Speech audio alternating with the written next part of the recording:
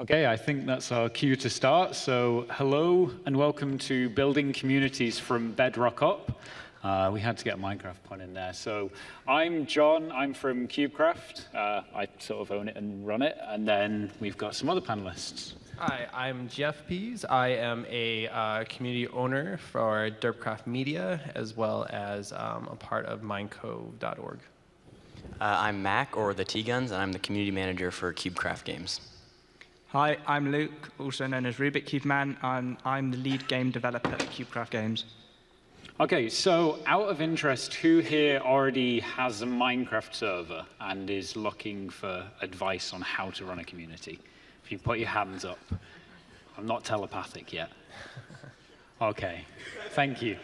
And who here doesn't have a Minecraft server but would like to know sort of how communities work in the grander sense?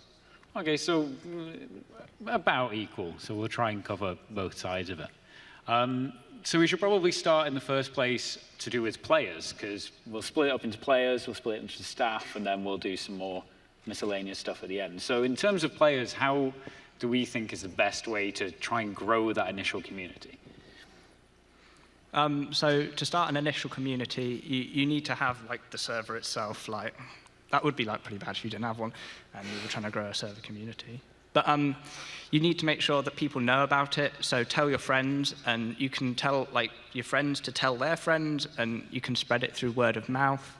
You can also put the server onto server lists to try and get it out there and to let people know about it. Then when people are on it, they can tell their friends and spread it like that. So it's just getting people to know about the server and just so that the general world knows that it exists and people will play it. But yeah, that's the start of how to get players. Anyone else have anything to add? Or? So I think from the players aspect, I created Derpcraft Media off of a difference, like on a server itself. I wasn't the owner of the server. And I think the idea is that a community can be built out of just from a server itself without having to own the server. Pretty much it's just you going out there.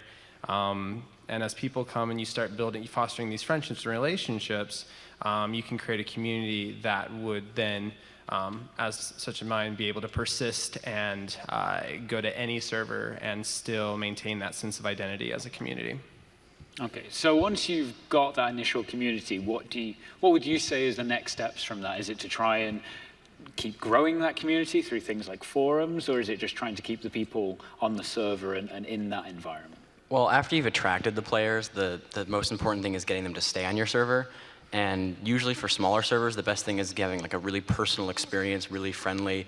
New players join, say hi to them, welcome them to your server. If that initial first impression is really good, they'll be more likely to stay. And if they're more likely to stay, they're more likely to tell their friends, which is a really good way to attract more players through organic growth. Yeah, I remember this one moment on CubeCraft about 3.5 years ago, which seems like a long time, but it still sticks in my mind, in which this member came on the server, and we all welcomed him, and there was a nice little community of about 10 players online at that time, and we all seemed to welcome him, and he seemed to really like the server.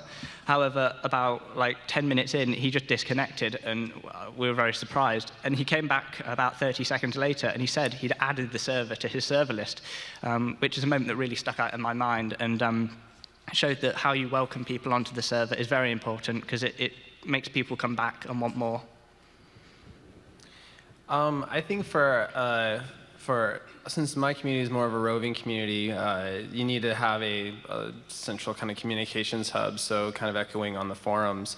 Being able to create, there's heaps of like websites or heaps of things that you can easily just create a website off of, or at least forums, and being able to foster the community through everyone knowing what everyone's doing, being able to organize stuff to continue to foster that like interpersonal communication with each other and those connections.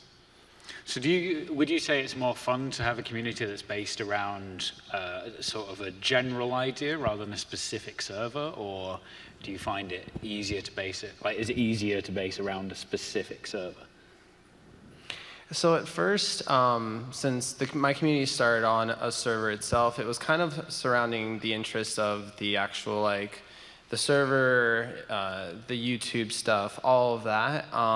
But once you gain that and people switch from the intent of the server, but then just because everyone wants to hang out with each other and you create these friendships, then you start thinking larger, and you're not tied to a server, but you're able to then go and poll your community and then go out and partake in different games, whether it's mini games or whether it's different games besides Minecraft. Okay, so once you've got the players, you're keeping them on, what would you say is like the next part after that? So you've got your minimum community, you're sort of keeping in touch with them.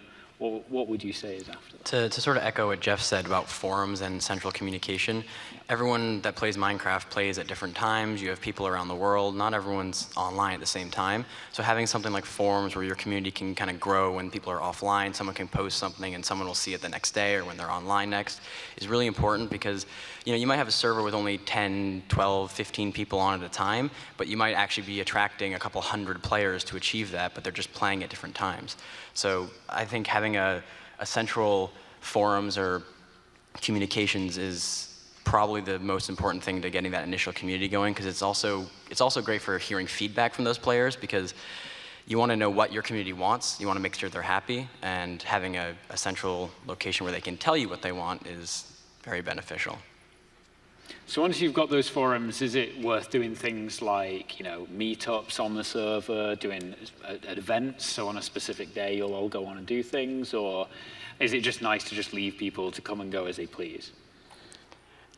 I think it depends a lot on the type of server you are. I know some servers, a small server, everyone might know everyone, and it might be very, very active and community-based. A bigger server like CubeCraft, where you've got thousands and thousands of players, not everyone knows everyone, not everyone speaks English even, and you might have kind of smaller communities within the larger community. So I think it very much depends on the type of server. Okay. What you want to do. Yeah. So then as you grow away from that small initial community, so if you end up growing to a community where you've got hundreds of players or thousands of players, how does that change? Obviously, Luke, you've been through this with CubeCraft. How has that changed over the few years in how the community operates and how the community is? When I started off small, it was very personal. Everyone knew everyone. Someone would join, I would welcome them, and I would get to know them, and I could, someone would log in, I would know who they were. However, as we started approaching about 100 players online at once, this was not possible. I couldn't know everyone, and I was working a lot of the time as well, because I was still at school back in those days.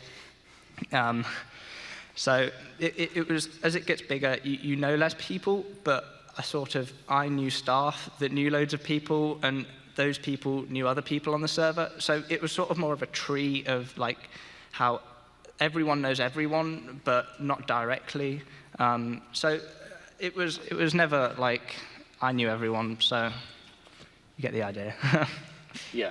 And you brought up an interesting point there as well with, as the community grows, things like languages start to change. So you get more people who maybe speak different languages, which becomes quite fun.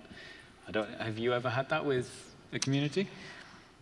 Yeah, I think, the language barrier is always an interesting thing within just a community, just for the fact that you have people who absolutely love playing this game, and they want to be able to share either through Skype or Discord or just private messages or in groups, and they reach those the language barrier and they want to express so much, oh, this is so awesome, but they only get out so much because of the communication issues. The good news, though, is that since this is an online type of game, you can speak minimally, but invest a lot into working together to build something. And I think that overrides the language barrier almost, because there's a physical aspect to it that you can both, benefit from it without having to talk to each other necessarily. Yeah. So has language barriers been a thing that you two have noticed within the community, and how did you deal with it? Yeah, at CubeCraft, we recently decided to take the plan to start translating our games into Spanish and Dutch, because they're two major communities on the server that we wanted to make sure that we were looking after and trying to grow, as well as our English player base, because they're very, very large chunks of the network. And like we have loads of Spanish YouTubers that play on us, and we didn't feel it was right to make sure that everyone was playing in English when they much preferred to talk in their own home language. Anything from you, Mac, on that? Well, and as your server grows, a small server, that's not really a huge problem. But with a bigger server with thousands of players, it's very beneficial to have a staff team that's multilingual. Because while we, for example, might not be able to speak with the Spanish players or the Dutch players directly, having staff, moderators, admins who can speak those languages helps create a connection with those players, helps make their voices heard still. So if you do notice that your community is growing into different language groups, it's definitely worth getting people that speak those languages on your team to help make those connections. Okay, so I think we've probably covered. Is there anything else that people want to add about in terms of players, or should we move on to more of the staff side of it and how moderation of things happens? I do want to touch on at least the community aspect in the events. I think it's super important to be able to, because Minecraft as such is one aspect of really growing that togetherness and the solidarity. For instance, with Derpcraft, we have, Fridays we have a DJ night where people play music that they like, and we have Saturday, we have like a game night where people get together and we find multiplayer games and we play together. And I think those are crucial for communities that are smaller but can get bigger as well. You just have multiple of these nights, and it really helps tighten people together. So. Okay, so from the beginning of staff, I mean, you've got players, and that's great, and at the moment there's maybe one or two people of your close friends, but how do you start to grow that staff team? How do you start to deal with that? Well, initially, when CubeCraft was small and I knew everyone, there were some certain people that stood out in my mind that were really, really common players, and they played it a lot, and I got to know them quite well.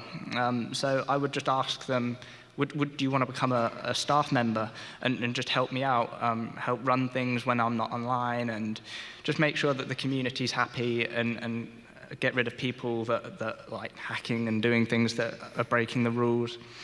And so I would just talk to people of the community, and I would hire them that way. But I would only do that when CubeCraft was small, as now it's a barrier because we're so big now. I don't get to know people, and I can't just go, do you want staff? Because I don't know people on a much personal level. Yeah, when you're looking for staff for your server, at least personally, the two things I look for in someone are trustworthiness and patience, because you're trusting them to have more responsibility than the average player, and you're trusting them to be able to change and affect other players' experiences and deal with rule breakers and things like that. And they have to be patient because they're dealing with the average players, and players sometimes aren't very fun to deal with. Sometimes they're angry, maybe you've done something wrong, and staff just need to be able to handle that. They need to be able to show that they're the more mature members of your community, the ones who are able to deal with problems on your server and help make it a better place for everyone. I think when sourcing staff, echoing the first sentiment, especially in a smaller community, you notice people who adapt, who take control, who have sort of like leadership tendencies that you might want to tap into. And that actually can be people who are 18 plus to like younger people who you see it, they just need to kind of hone it and you work with them one-on-one, and it works especially with smaller communities because you have that the one-to-one time a lot more. But people usually stand out And then, of course, depending on how large the server is that you're on, there's more people who are more eager who want to take on responsibility, which is helpful, at least to create a pool of potential. And then you can kind of, speak with them or kind of just keep an eye on them and see how they play, how they integrate with the community to then take the next step for it. Okay, so once you've got those staff members, how do you keep them motivated to stay part and to keep doing things? Because I assume as a staff member, it can become quite laborious dealing with players who aren't necessarily the most helpful or the happiest. And how important is that? Do you have to do it, or do people automatically just keep doing it? In my experience, a lot of the people that make good staff members and moderators are people that they enjoy hearing positive feedback from people, so they enjoy helping someone on your server, and the feeling of someone saying thank you or you've made my day, you've been really helpful is usually enough to make them feel it's worth their time. A lot of times it can be worth motivating them with staff games and staff events just for staff to kind of bring the staff team closer together, because that in itself is actually a community within your larger community. And you want to make sure the staff all like each other and work well together, because they kind of set they're the face of your server, really. And you want to make sure that they're happy, because that'll make your players happy. Do you have anything to add to that, Luke? Or because how did you do it when it was a smaller community? Was it something that you actively paid attention to, or was it something where it just automatically happens that people get thanked and things like that? When it was smaller, I knew the moderators very well, and they just seemed to they seemed to get on with everyone, and I think they knew the players better than I did half the time. And they just got on and had friendships, and I think they just played because, in a way, they still play like a normal player. So they have the same reasons as well as a normal player to stay as well, with the added benefit that they have control and they can make people's day, as Max said. Is that a similar thing for you, or do you do anything special? So there's a wide variety. First with your staff, just kind of like in real life, if you're thinking company type stuff, always good to like the staff development, like doing stuff together on whether it's doing mini games together and see how you strategize, how do you work together as a team to build up the ability to it keeps them entertained, but it also strengthens kind of the core unit. So that kind of stuff, conflict and stuff is kept to a minimal. And echoing before, it varies on what someone wants to do. Either you have one who wants to like help as well as play, and then there's people who just want to do solely moderating. And so working with those different kinds of people, you ultimately, you just have to play to what they want, that their likes and what they want, and make them feel valued and make them feel as if they are contributing. And that's pretty much how we do it. Okay. So with staff, how do you work as a group to sort of decide how moderation is going to work? Because at the end of the day, that's what a staff member's there for. It's to make sure the community's heading in the right direction and is upholding things like the rules. So how does that work? Is it just an overview and you go, well, this is how moderation is going to work? Or is it much more of a discussion between everybody within the staff team? It might be different between different communities, but in my experience, that kind of thing isn't something you just set in stone right away. Your rules and how your team works together will evolve over time. As you grow and you add new members, it'll change organically, and it's just something you kind of have to stay on top of. You know, what the rules a server might have when it's got 20 players can be very different than when it has 20,000 players. Yeah, it evolves and changes from community to community quite a lot. Yeah. So how does it work for a community where it's not just solely on one server? Do you have rules for if you're playing different games, or is it just people naturally just fall out if they're not being a part of that community? So with my community, it's interesting because, especially with Minecraft, there's always like the server rules that you have, and then we have our standardization, the standards, and they might be more strict or less strict depending on the level of whatever the server is, but we basically come together. There's very workflows and processes that you create, and like for ours, it's kind of like the community organizers, because I break it down between community organizers and in-game coordinators, and the community organizers are the ones who kind of get together with the in-game coordinators to kind of flesh out either the rules or the standards that we need to have, or how we should enforce them. But it's usually, we're more about rehabilitation than about just like fully like kick them out and not have them on anymore, because it's, you're dealing with a wide variety of people, wide variety of ages, some know better, some not know better, and you want to help everyone grow. So that's how we choose to kind of create our rules and then how to enforce them. Yeah, so is enforcement like a big thing? Like, as you say, is it something where you try to rehabilitate people, or you give them second chances? Or, again, I assume that changes as you grow. Like, in the early days, it's fine to say, okay, you broke the rules once, we'll give you a second chance. And then as you grow, does that change? Or, how does that side of things work? From a staff point of view, I suppose. When you're smaller, you can afford to tell people you've broken the rules, because, like, I wasn't worried about thousands of other people that are online all at the same time.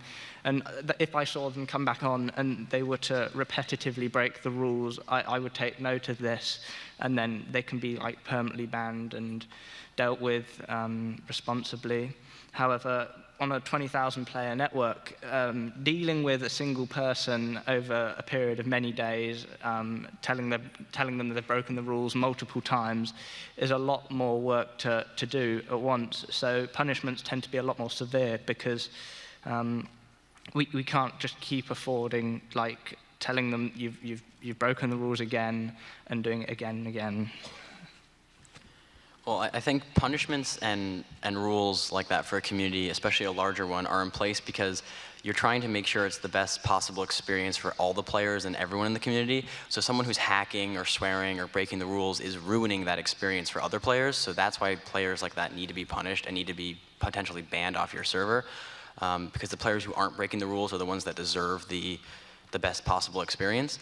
That being said, I think everyone deserves a second chance, so I personally don't believe that anyone should be permanently banned unless it's a very special case. So on CubeCraft, we typically ban someone if they're hacking for a month and give them a chance to come back, and everyone makes a mistake. And then they get banned for a year if they do it again, which I think that's a long time to be banned from playing on your favorite Minecraft server. And then obviously you sort of tried to go down the rehabilitation route, but I assume there are some things that if people do that, yeah, that's sort of... Yeah, and ours is like complex, because we have many more moving parts. We have the server that you have to work with. You have the server staff. Typically with roving communities, our in-game coordinators / me or whoever would then join server staff in order to kind of smooth out communication. But for us, it's always about context. My huge example is the pesky capital rule, like capitalization, like you cannot do all caps, right? And it's just like, it ultimately depends on the context of what something happens, or like, oh, you used a swear word. It's all like if they found a diamond or whatever, and like, oh my God, it's amazing, and they did it. It's like, yeah, but if they're just like spamming nonstop caps, like that's a lot different than like in the moment type stuff. So typically you factor in the context in order to help. And with larger, it's all about leveraging your front line, your infantry, if you will, to trust that your staff are going to make those proper decisions and not make it a completely black and white. The people who are actively interacting with those people, letting them trust that they're going to make the right decisions, and then go from there. So talking about having multiple staff, how does that work when you've got a whole team of people? How do you sort of ensure that each person is being banned for the same thing? Because if one person gets banned for swearing and then some person doesn't, how does that work? Well, in most cases, it goes back to what I said before with staff having to be trustworthy. You're giving them that extra power, and you're trusting them to make the right decisions to make your server the best it possibly can be. On a larger scale, when it potentially becomes worth it, for example, at CubeCraft, we actually created our own custom punishment system that automatically deals punishments based on what the infraction is. So our staff don't actually have to decide how long someone gets banned or muted for. They just say this person was hacking, and the system says, okay, it's their first offense or it's their second offense. The punishment's automatically applied. There's no variation between staff, and it's consistent across the board. But on a smaller server, usually you have to hope that, or trust that your staff members are good enough people to do the right thing, and if they're not, they shouldn't be staff members. I suppose you can also write up some kind of small rule book of, well, if someone's done this, you know. Yeah, guidelines on how to act as a staff member. Yeah. You know, they're supposed to take the high road. They're the representatives of your community. Yeah. And you should also be sharing that sort of information with players, because then they know not to do those certain things. Is that similar for you, or do you just have like big group conversation and just make sure everybody knows what should be happening?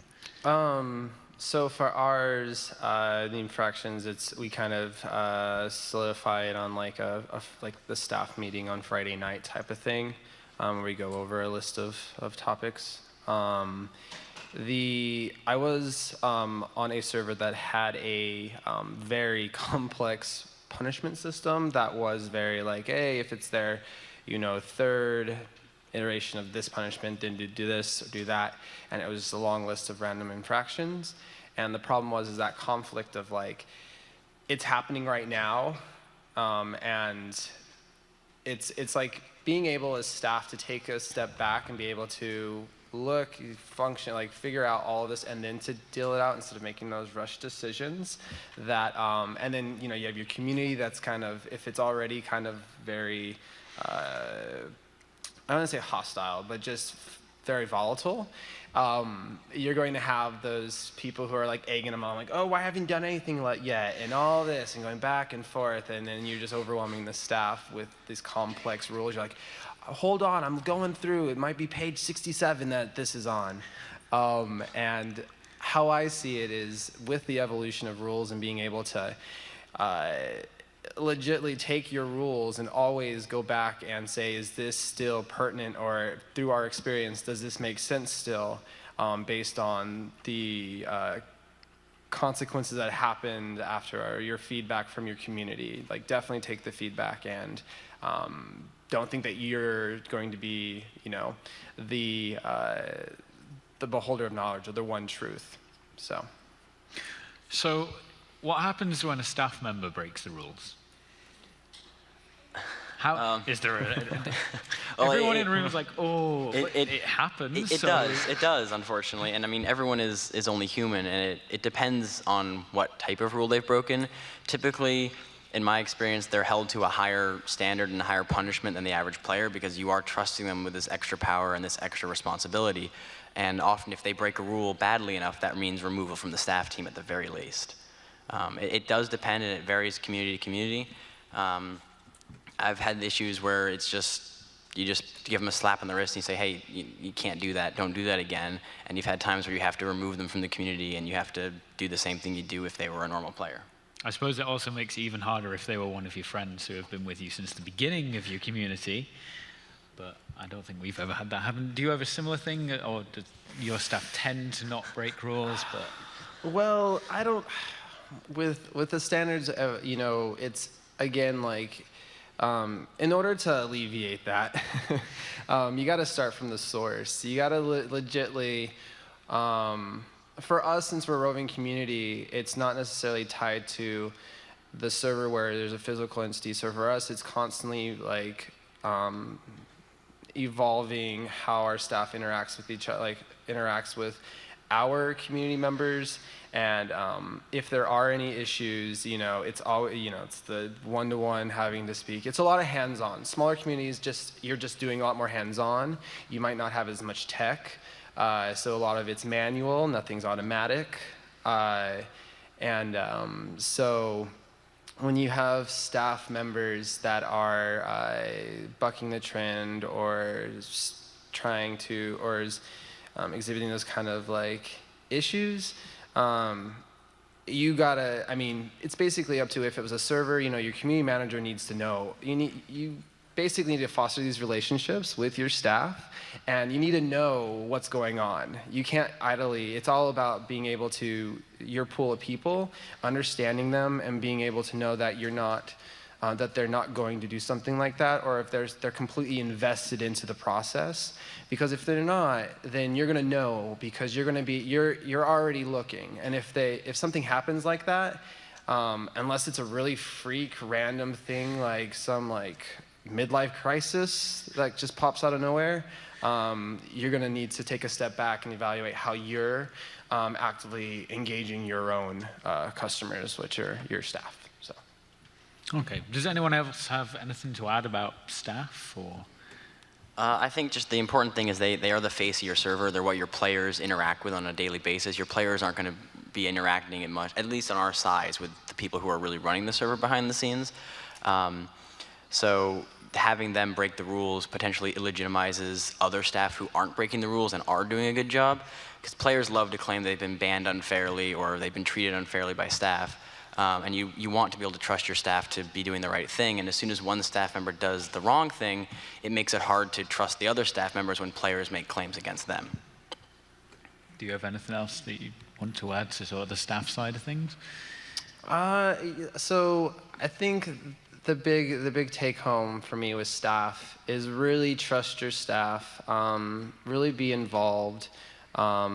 With regard with recruitment, you know, being able to just have that, because you'll be involved, you'll be able to capture those moments where you're like, man, that person's gonna be great, and then work on them, try to, you know, get them to join, and especially when you're starting out, you know, rely on people that you can trust, and always just be persistent. And, you know, having too much staff, having not enough staff, you know, it's all based upon, obviously, your population. You don't want to have everyone have op, and you also don't want to have someone, or have an unstaffed server. So just be mindful of who they are. Take all feedback into consideration. If it's safe to try it out. You can always, you know, go back to whatever you're doing, but always experiment, because that's always helpful with being, with always upping your game and trying to improve your server. So you mean having 20 admins online at the same time as you've only got one player isn't a good idea? Right, and naming them head admin, somewhat head admin, you know, yeah, something ridiculous like that. Sub-admin to the sub-admin. Yeah. Right. Yeah. Exactly. Okay, so then miscellaneous stuff within communities, you end up, obviously, if your community grows, you're going to end up having it in multiple places. So how does that side of things work? Because obviously you've got the core community, they might be on a single server, or in your case, they might be the people who play every week, but then you're going to have more people in the community who might only follow you on Twitter or come in and out of the community. So how does that side of things happen? I think one of the big things is that there's no set rules or guide to how to run a community. Every community is different. There's big communities, little communities, and even then they're vastly different.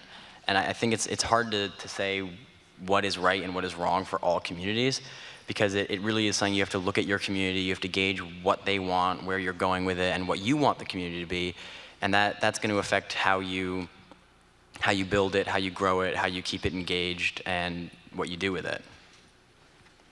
You ultimately have to kind of take a step back, especially with if you got to look at your community, and if it's at that point where they're already developing friendships, they really love what you're doing on Minecraft, like for us, Minecraft, but they are just survival Minecraft, and they want to do Pixelmon, for instance.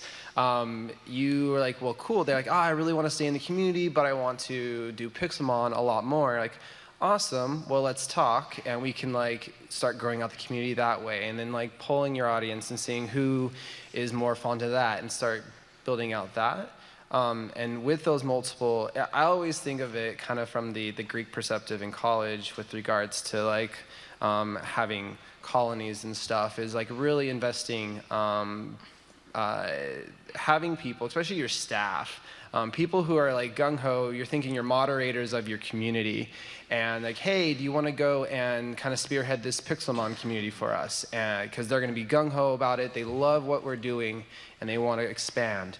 And start developing out that for us, building out new standards, taking what's different, what's not different, and what are we trying to aim for? What are your, is this going to be adults, 18 plus type of stuff, or it's much more, the rules are more relaxed, or is it completely different? Is this World of Warcraft? Whatever the case would be, it's just about, as at least the community owner, doing your homework with your community organizers and making sure that you build out your platform, especially since you're already kind of solidified in one, in a group, you'll be able to allocate resources to that and kind of build it out.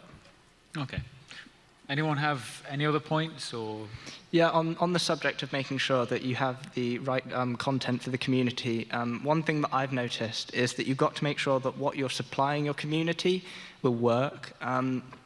Now, back in the day when CubeCraft had about 3 players, we had survival games and parkour. These were 2 things that we had, and the parkour was really, really popular. 3 people popular, because that's all we had. But 3 out of 3, though, so that's 100% of the community is parkour. It's very big.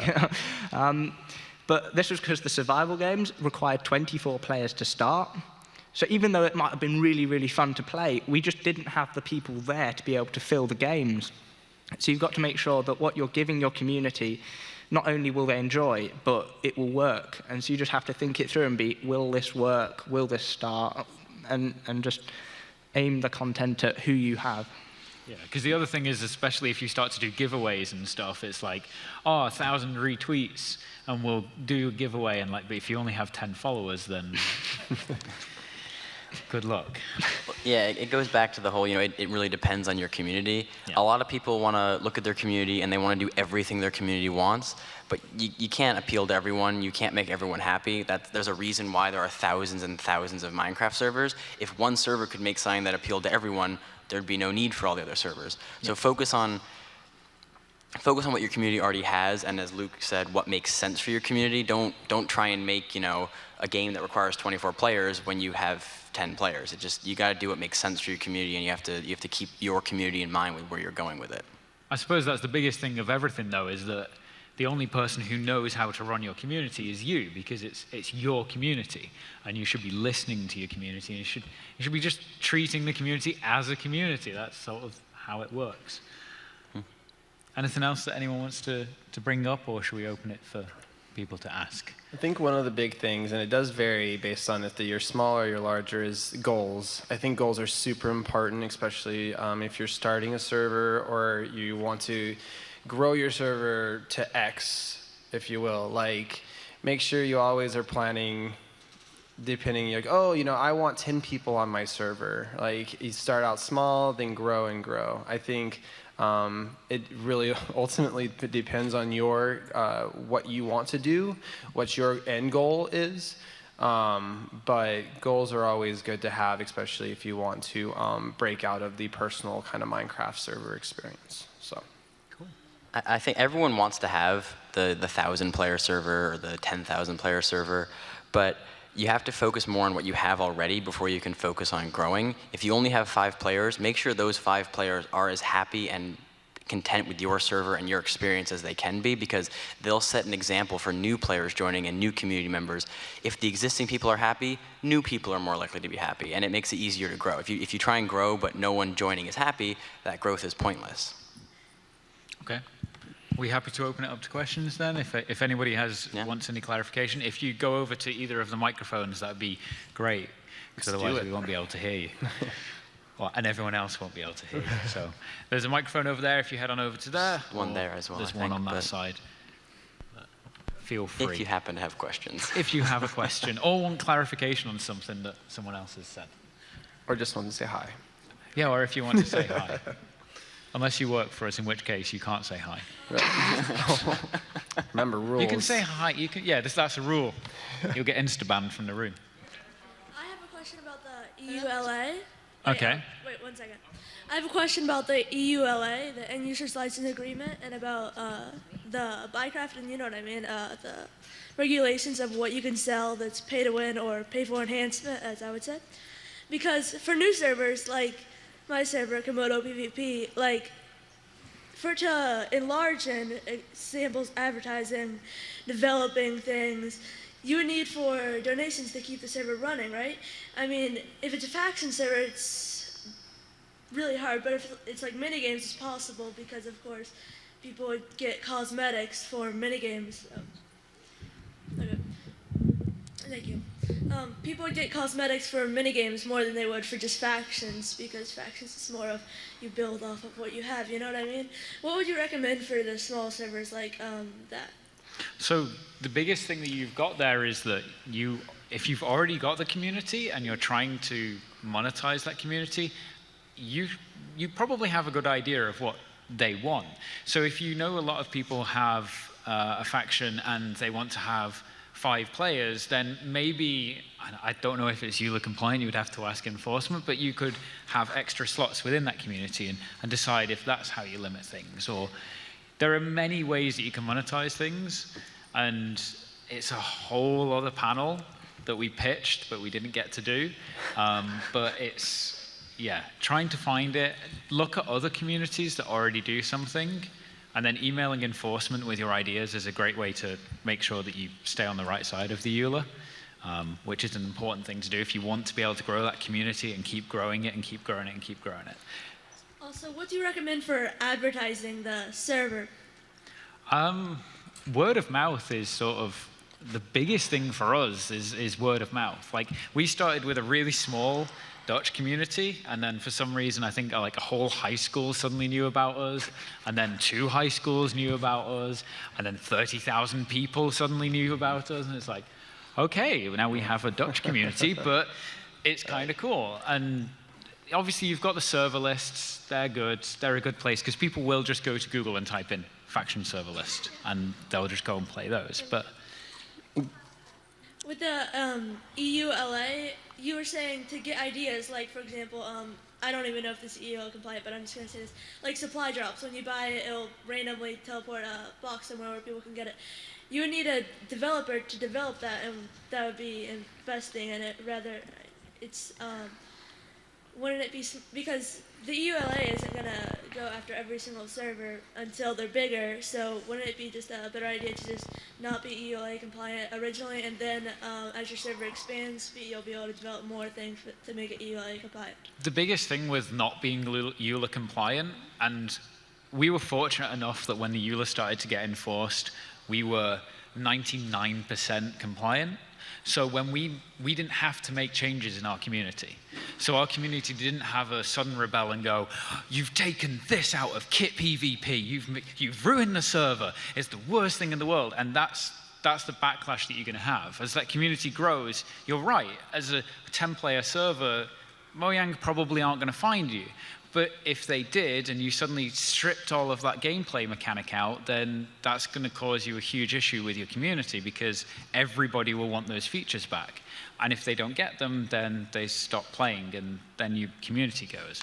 Which is why, even as a 10-player server, you have to be EULA compliant. It just makes the process easier. To real quick go back to your second question, though, about plugins and having to invest in getting plugins done. There are a lot of places you can get public plugins other people have made that won't cost you anything or very much at all, which can be a really good place to start. Yeah, so. Spigot Forums is really good. You can go on there and type like Egg Wars like CubeCraft, and you can find it. There is a supply drop plugin, just as an example, on there. I think it's $5, which is a lot cheaper than paying someone to make it custom for you. We'll go over to the other side to try and even it out a little bit. What do you see as the future of CubeCraft, and where do you think the community is going? I think the biggest thing that we've seen since we started growing was, rather than just being an English-based community, we now have a lot of languages, a lot of different languages, and we have, moderators that are in like every time zone, and that's a real big change from a small community where you you might be UK only players or 90% UK players, and then you've got like 90% UK staff, and that's a lot easier to manage. But then you suddenly start going through and you have hundreds of different languages being spoken. You've got communities that suddenly are based around a specific lobby in Skywars, which is hilarious, and you get things like that. I mean, I don't know where you guys think it's going to go. Well, where I think it will go, or where I want it to go, where I want it to go is I personally would like to make sure that everything that exists on it right now is as good as it possibly can be. And then once we have that as a perfect foundation to continue growing on, grow and be bigger, better, and potentially the biggest server. But, yeah. Is that a good enough answer, or do you want to know more? Yeah, and Luke, do you have any games you can tell us about? Oh dear. Well, he might, but he can't. Yeah, there'll be stuff soon, TM. We're always go back working over on to we're the always other working on new stuff, so. Yeah. How do you guys divide the task of creating new things for your servers in the sense of if someone comes up with the idea, do they have a team that works with them, or do they just have the task alone to do? How would it work for you in a roaming community? Well, for us, when people do have ideas, actually, how we base my community around is we have a rank system, and then our rank has what I call a derp project, where their job is to legitimately come up with something to better improve the community. So it's more like it's an initiative that we want in order to bolster our community, but it helps them get to the next level of what we do. And for them, they actually have the rank above them. One of their accountabilities is to find a buddy, if you will. Usually it's them, and they help them along creating their project. And then if other settler or free people, new people want to join on and come on, that's perfect. And we try to trust our people where they're going to build, whether it's an event, whether it's working with the server staff in itself to create something that's going to be based on what we want it to have happen. The most important part of it is that you should always have a backbone of someone supporting the person whose job is to do whatever they want to do. So, for us, we tend to take ideas from the community. We go through our forums, we see what's popular, if there's a good poll on there for different ideas, which is good. A lot of people tend to tweet us ideas as well. And we have a lot more ideas than we have time to make, so a lot of it is going through a list of potentially hundreds of ideas and figuring out which one we think is most beneficial in the short run and which one we should focus on. And then typically we will have a developer or two focus on making that. Depends on the scale of the project, how many people actually work on it. Then we have, if it's a game, we'll have builders contributing map, we have staff testing it. So it's a lot of people contribute and work on getting just one new game or idea out. Yeah. And then if it's not perfect, it goes back to the beginning, and we have to start all over again.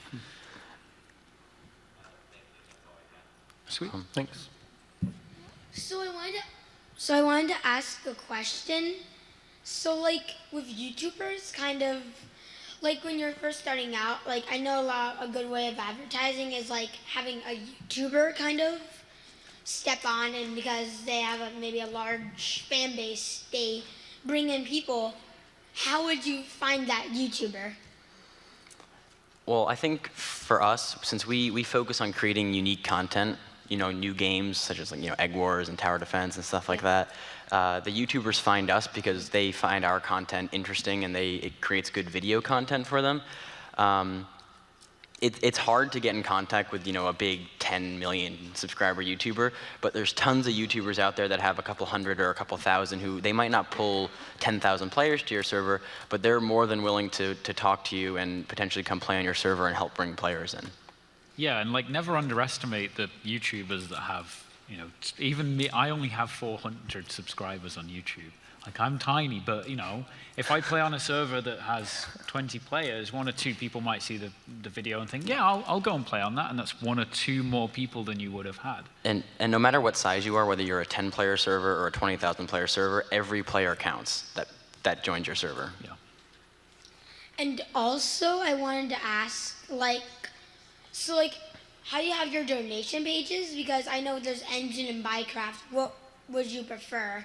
So the biggest thing with that as well, and it's a weird thing in the community of Minecraft, is that everybody calls it donations. It's not. It's a purchase. We're quite clear on that. We don't call it a donation. We call it purchases. They're customers. That's what a person is. And it's quite a clear distinction. You're not a charity. You are trying to create a product. We use Bycraft. We're good friends with the people over at Bycraft. They're really nice people, but... The big thing with Engine is that to use the Engine store, you have to use an Engine website. So we prefer Bycraft because it lets us use non-Engine stuff for our website and for our forums. Which becomes a big thing if you want to grow a community. You might not want to be locked in to a particular piece of software.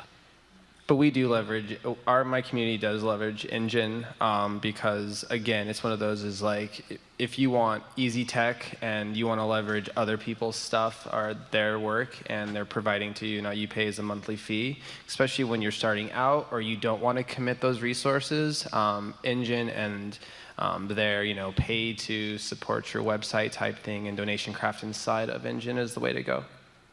Okay, sweet. Go back over. Hello. Would you say coming to events like this help build a community? So coming to Minecraft, going to TwitchCon, Insomnia in the UK,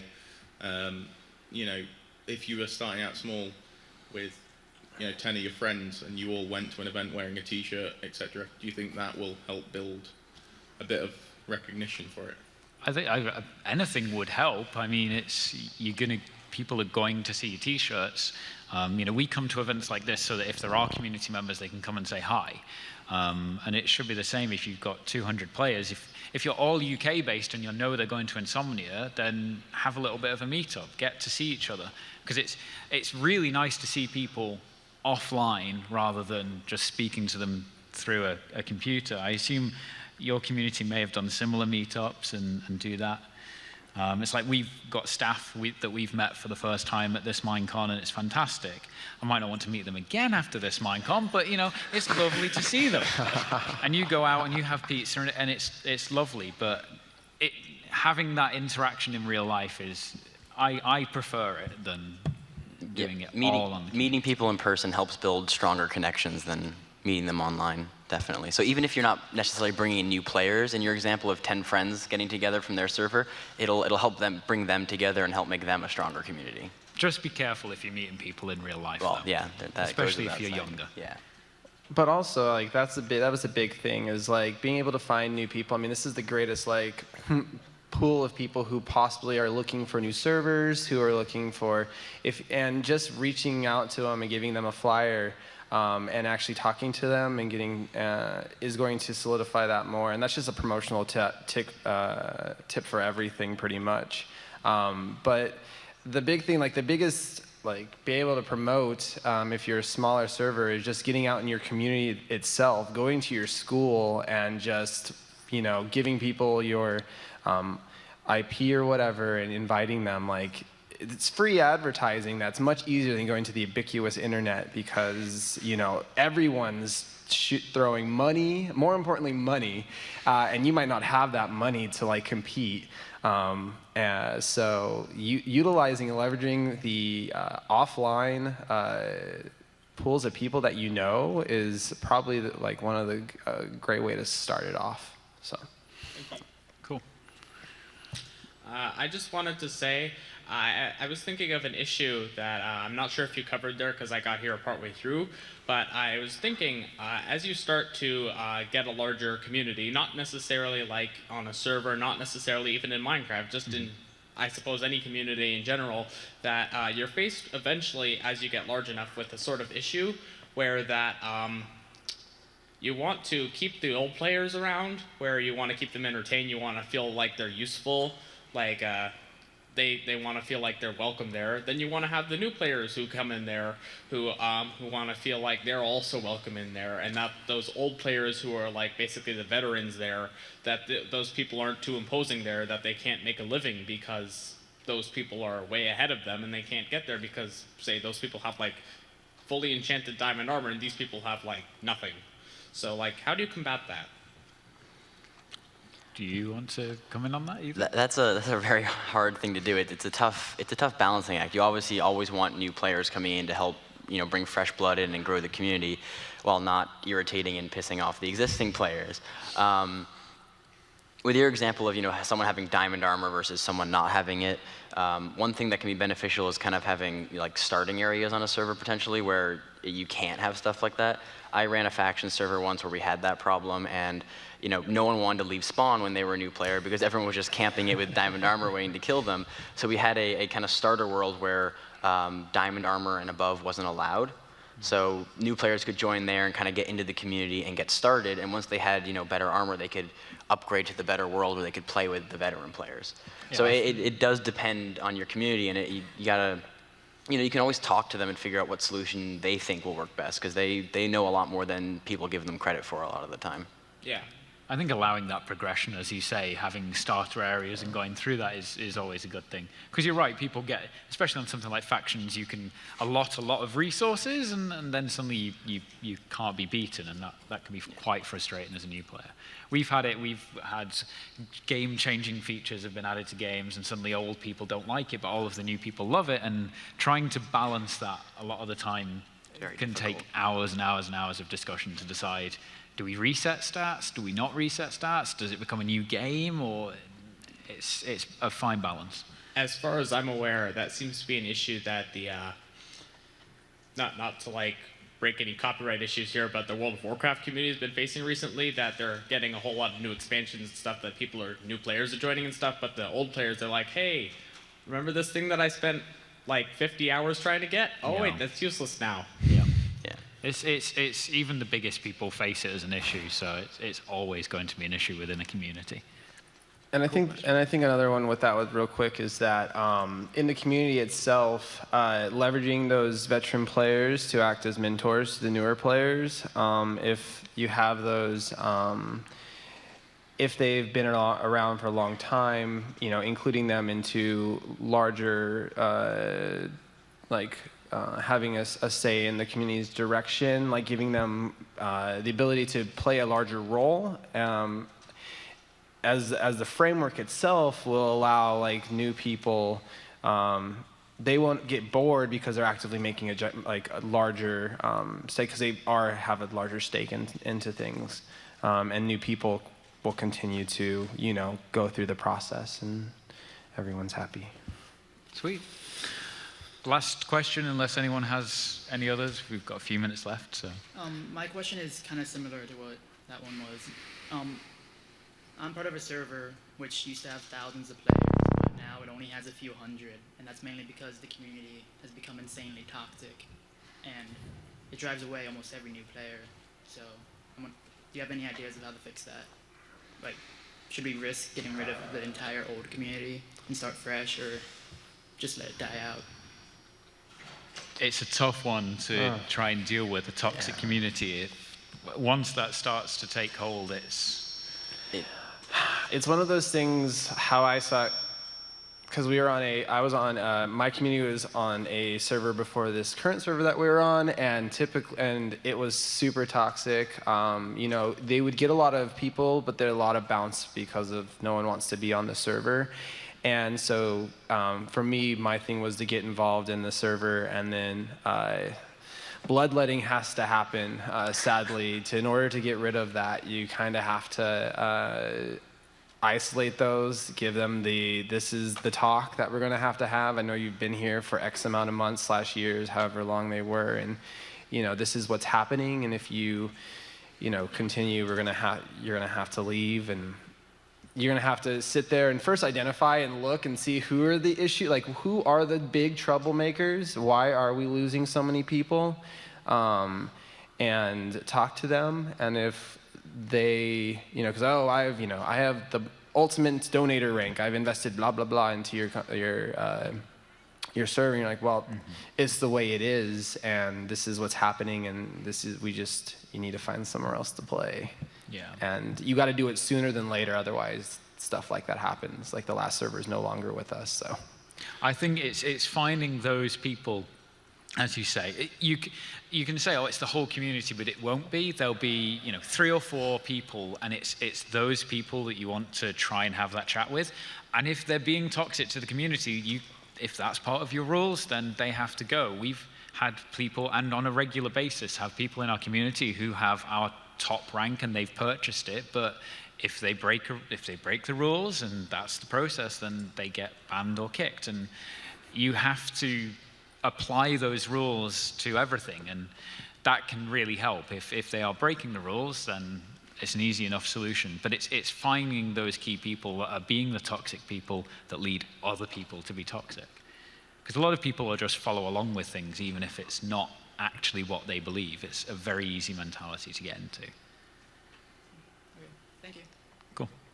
Try putting them on a server, all of them together, just by themselves. Oh, it's amazing. They just tear each other apart. They'll hate not having They new can't people. do it because there's no new people to scare off. So they're just like, well, if we're all going to be annoying, then no one's annoyed because everyone's annoying. Yeah.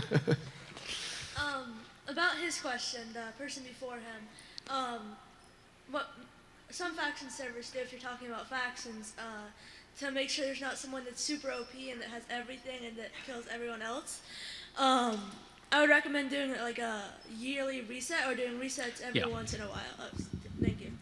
Doing resets every once in a while, yearly or 5 months. I know that it'll make a lot of people irritated, but if you add new features, it'll also make a lot of people they won't realize that what you're trying to do is you're just trying to reset it and make it so that new players will be able to get a new start.